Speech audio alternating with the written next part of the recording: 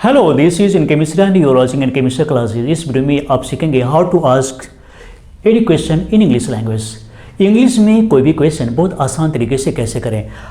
कोई भी क्वेश्चन करते समय होता है क्या है कि आप उससे ट्रांसलेट करने लगते हैं, लेकिन आज से अभी से आप ट्रांसलेट नहीं करेंगे और बहुत आसान तरीके से कोई भी क्वेश्चन किसी से भी कर सकते हैं। तो उसके लिए आपको इसका बेसिक फंडा को जानना पड़ेगा, बेसिक रूल को जानना पड़ेगा और इस तरीके से आप बहुत आसान तरीके से किसी से भी आप क्वेश्चन कर सकते हैं।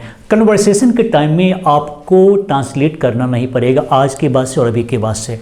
तो देखते हैं यहाँ पर व्हाट का मतलब क्या हुआ। तो लेट मी नो, पहले तो लेट मी नो के बारे में जानना है। जैसे बोलते हैं टेल मी, तो आप लेट मी नो भी बोल सकते हैं। टेल मी के बदले में लेट मी नो भी बोल सकते हैं और बहुत ही आसान होगा आपके लिए।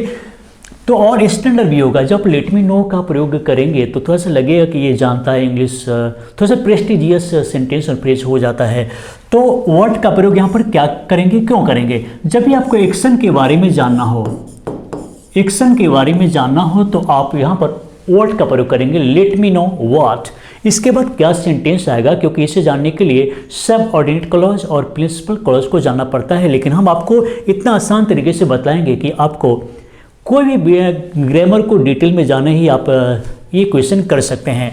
वाई का प्रयोग कब करेंगे? जब भी आपको रीजन बताना हो, जब भी आपको रीजन या फिर कॉज बतलाना हो तो आप यहाँ पर वाई का प्रयोग करेंगे। Late me know Y. उसके बाद फिर सेंटेंस तो आएगा ही, वो आपको हम बतलाएंगे। उसके बाद क्या है कि व्हेन का प्रयोग टाइम जानने के लिए। अगर कोई भी घटना हुआ तो कब हुआ, क्या टाइम था उसका, ये जानने के लिए आप व्हेन का प्रयोग करेंगे। हाउ का प्रयोग करेंगे, कैसे? तो इन व्हाट वे जानने के लिए। इन व्हाट वे मतलब कोई भी घटना हुआ तो किस तरीके से हुआ, किस प्रकार से हुआ, ये जानने के लिए हाउ का प्रयोग करेंगे। लेकिन अगर आप चाहें तो इन व्हाट वे भी बोल सकते हैं। हाउ के बदले में इन व्हाट वे भी बोल सकते हैं। जैसे late me no in what वे और उसके बाद फिर सेंटेंस आ जाएगा। वेयर का प्रयोग कब करेंगे? Where. Let me know where. जब भी आपको घटना के प्लेस के बारे में जानना हो, प्लेस स्थान के बारे में जानना हो तो आप क्या करेंगे? वेयर का प्रयोग करेंगे। उसके बाद है लेट मी नो हु, यानी कि आपको सब्जेक्ट के बारे में जानना है। सब्जेक्ट मतलब डूअर के बारे में जानना है कि अगर कोई काम हुआ तो किसने किया, ये जानने के लिए आप क्या करेंगे? हु का प्रयोग करेंगे। और हुम का प्रयोग जो है, हुम का प्रयोग एक आदमी के रूप में ही आएगा, किसी पर्सन के रूप में ही आएगा, लेकिन वह ऑब्जेक्ट के रूप में आएगा। डूअर यहाँ पर तो होगा नहीं, क्योंकि ऑब्जेक्ट है तो ये कुछ नहीं करेगा, याद रखेंगे। उसके बाद क्या है कि हुज का प्रयोग पोजीशन जानने के लिए, मतलब अधिकार का प्रयोग जानने के लिए है कि वस्तु किसका है, ये जानने के लिए तो हम पोजीशन का प्रयोग करेंगे। पोजीशन जानने के लिए हम क्या करेंगे? हुज का प्रयोग करेंगे। अब क्या है कि इसे सेंटेंस के रूप में हम कैसे पूछ सकते हैं, कैसे बोल सकते हैं, ये जान लेते हैं। लेकिन आगे बढ़ने से पहले आप इस वीडियो को लाइक कर लीजिए। अगर आप इस चैनल पर न्यू है तो आप सब्सक्राइब कर लीजिए और बेल आइकन जरूर दबाइए। तो चलिए शुरू करते हैं और एक एक करके देखते हैं, क्योंकि सभी को समझना जरूरी है। हम इस वीडियो के लास्ट में आपसे क्वेश्चन भी करने जा रहे हैं। तो अब देख लीजिए, मुझे बताओ अब तुम्हें क्या चाहिए। व्हाट का प्रयोग, व्हाट का प्रयोग जो है, क्या, व्हाट एक्शन, अब क्या करना चाहते हो तुम, क्या वस्तु चाहते हो, मतलब ये सब जानने के लिए। तो मुझे बताओ अब तुम्हें क्या चाहिए। तो let me know what you need now, what you need now, what you need now, ऐसे पूछेंगे कि let me know what you need. अब यहाँ पर एक चीज देखना है कि इस तरह के सेंटेंस में WH जो आ रहा है, WH क्वेश्चन जो आ रहा है, इसके जस्ट बाद हम सब्जेक्ट लिखेंगे। इसके जस्ट बाद हम सब्जेक्ट का प्रयोग करेंगे, उसके बाद ही कोई वर्ब आएगा। जो आज आपको बतला रहे हैं इसका आसान ट्रिक्स यही है, इसका आसान ट्रिक्स यही है कि WH के जस्ट बाद हम सब्जेक्ट लिखेंगे और उसके बाद वर्ब आएगा। ये जानना जरूरी है आपके लिए। Late me know what you did with them. मुझे बतलाओ कि तुमने उसके साथ क्या किया, मुझे बतलाओ। एक्शन के बारे में पूछ रहा है। Let me know what you have done. मुझे बतलाओ कि तुमने क्या किया है। Let me know what your name is. या हेल्पिंग वर्ब हो या फिर मेन वर्ब हो, हम उससे सब्जेक्ट के बाद में ही लिखेंगे। Let me know what you want to say, मुझे बतलाओ कि तुम क्या कहना चाहते हो। तो यहाँ पर देख लीजिए कि इन सभी में वर्ड के बाद में डायरेक्ट सब्जेक्ट का प्रयोग करना है, उसके बाद ही वर्ब का प्रयोग करेंगे, चाहे वर्ब जिस रूप में हो कोई दिक्कत नहीं। उसके बाद है मुझे बोलो तुमने ऐसा क्यों किया, तो लेट मी वाई, मतलब रीजन पूछ रहा है, कारण, कि भाई तुमने ऐसा क्यों किया, कारण बताओ।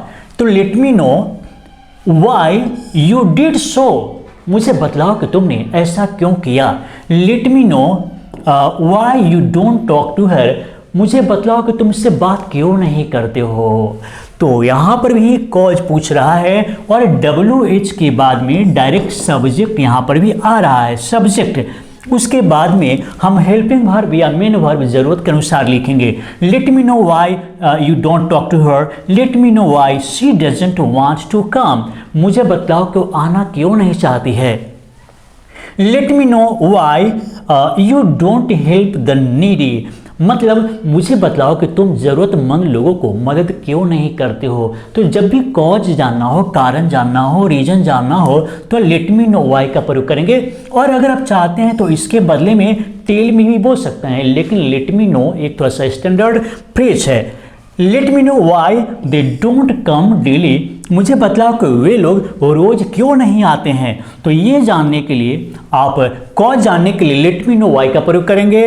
और फिर आगे देखते हैं व्हेन का प्रयोग कब करेंगे। आपको बता चुके हैं कि व्हेन का प्रयोग टाइम पूछने के लिए, कि let me know when you will come, मुझे बताओ कि तुम कब आओगे, मुझे बताओ तुम कब आओगे। Late me know when you will come.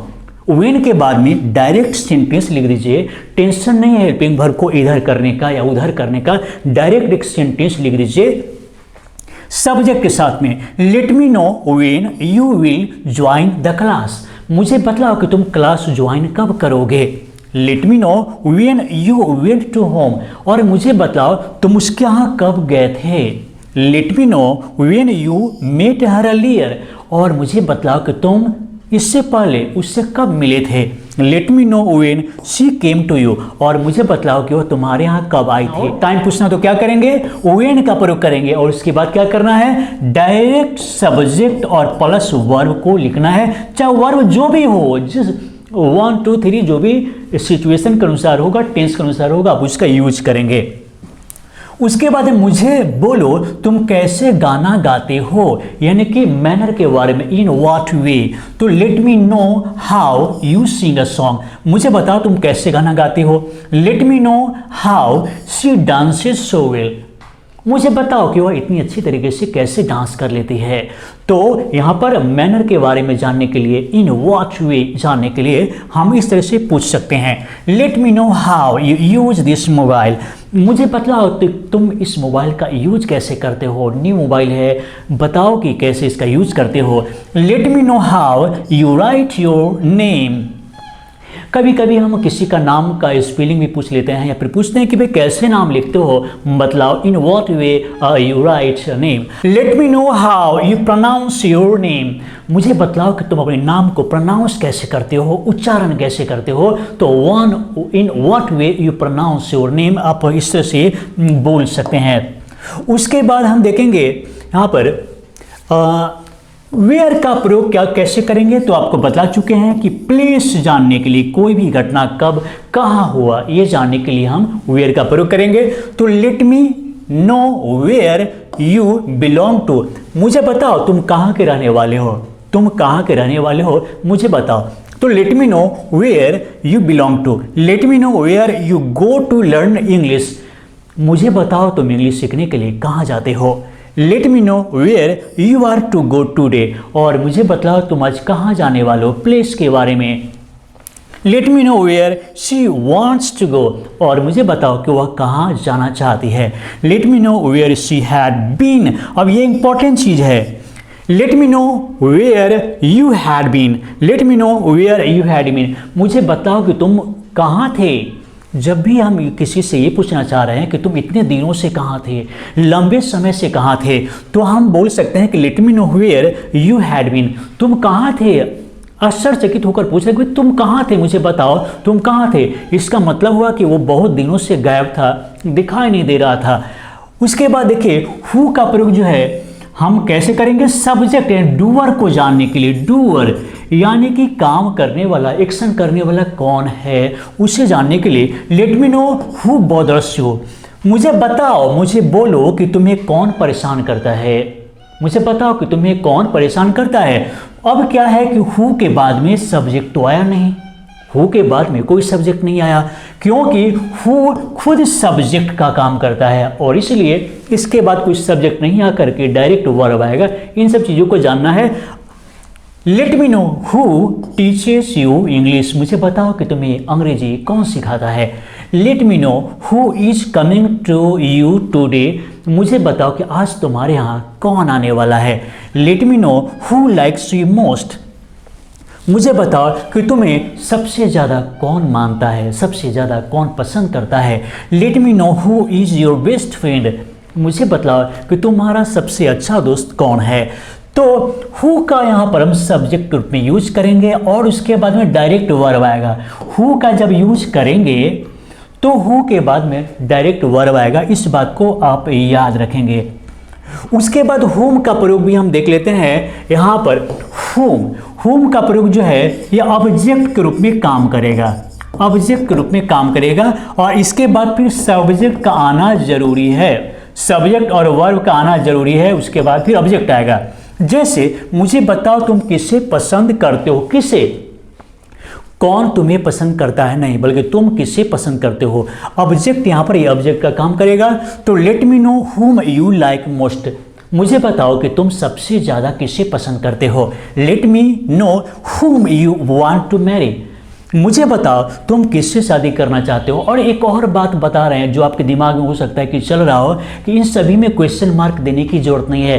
Question mark कब करेंगे, कब देंगे हम, जैसे ही WH के बाद में हेल्पिंग वर्ब देंगे तो क्वेश्चन मार्क हमको देना पड़ेगा, अन्यथा नहीं। Let me know whom you are going to, मुझे बतलाओ तुम किसके यहाँ जा रहे हो। Let me know whom you want to go with, whom you want to go with, मुझे बताओ तुम किसके साथ जाना चाहते हो। देखिए किसके यहाँ जा रहे हो, किसके साथ जाना चाहते हो। एक और क्वेश्चन उठेगा कि यहाँ प्रीपोजिशन का प्रयोग whom से पहले आना चाहिए, बाद में क्यों हुआ। तो जैसे ही हम SC और PC को जोड़ेंगे तो इस कंडीशन में खासकर प्रीपोजिशन को बाद में लिख सकते हैं। Let me know whom you want to live with, मुझे बतलाओ कि तुम किसके साथ रहना चाहते हो। हु और हुम में अंतर आपने देख लिया कि हु सब्जेक्ट की तरह यूज करेंगे, हुम को ऑब्जेक्ट की तरह यूज करेंगे। उसके बाद है मुझे बोलो, यह किसकी पुस्तक है, यानी कि पोजेशन की बात कर रहे हैं। पोजेशन मतलब हम अधिकार की बात कर रहे हैं कि यह वस्तु किसका है, स्वामित्व तो इस वस्तु पर किसका है। तो let me know whose pen is this, मुझे बतलाओ कि यह कलम किसकी है।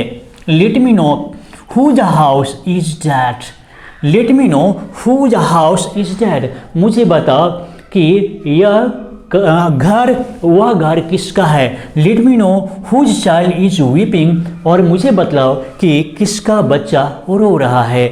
Let me know whose bicycle is there, और मुझे बतलाओ कि वहाँ पर बाइसिकल किसका है। हम यहाँ पर क्या कर जानना चाह रहे हैं, पोजीशन को जानना चाह रहे हैं, मतलब अधिकार को जानना चाह रहे हैं कि उस वस्तु पर किसका अधिकार है, ये जानना चाह रहे हैं। Let me know whose pen is fallen there, मुझे बताओ कि किसकी कलम वहाँ गिरी हुई है। तो आज का जो क्वेश्चन है, देखिए इन सभी पर बहुत सारा प्रैक्टिस करेंगे तो वास्तविक में आप कोई भी क्वेश्चन बहुत आसान तरीके से पूछ सकते हैं। तो ज़रूरी है कि आप इस पर बहुत सारे सेंटेंस को क्रिएट करेंगे और रेगुलरिटीज को बनाए रखिए। जब भी हम वीडियो को अपलोड करते हैं तो आप रेगुलरली देखिए, और सबसे पहले कि आप मॉर्निंग में उठना सीखिए, सवेरे 5 बजे उठिए। ऐसे हम 6 बजे वीडियो अपलोड करते हैं क्योंकि ठंड का समय है, तो 5 बजे उठिए और फ्रेश होकर के और 6 बजे आराम से हमारे वीडियो को देखिए और सीखिए। जब भी कुछ भी दिक्कत हो तो कमेंट बॉक्स में पूछिए। और चलिए अभी हम आपसे एक सवाल करते हैं। तो आज का सवाल है, मुझे बताओ तुम इतने दिनों से कहाँ थे, मुझे बताओ तुम इतने दिनों से कहाँ थे। अब कैसे बोलेंगे, क्योंकि इस तरह का तो क्वेश्चन हम लोग आपस में बात कर रहे होते हैं कि अरे भाई तुम इतने दिनों से कहाँ थे, तो क्वेश्चन कैसे करेंगे, कैसे इंग्लिश में पूछेंगे। तो कमेंट बॉक्स में ज़रूर लिखिए, क्योंकि कमेंट आप जब भी हमारे पूछे गए सवाल का जवाब देते हैं तो दो चीज़ हो जाता है। पहला ये कि मुझे पता चलता है कि आपने सीखा या नहीं, और दूसरा ये कि अटेंडेंस बन जाता है आपका कि आप आए थे, आपने मेरे वीडियो को देखा। तो ज़रूरी है कि आप आंसर ज़रूर दीजिए। तो चलिए दोस्तों, इस वीडियो को देखने के लिए, लाइक करने के लिए, शेयर करने के लिए, सीखने के लिए आप सभी को बहुत बहुत धन्यवाद।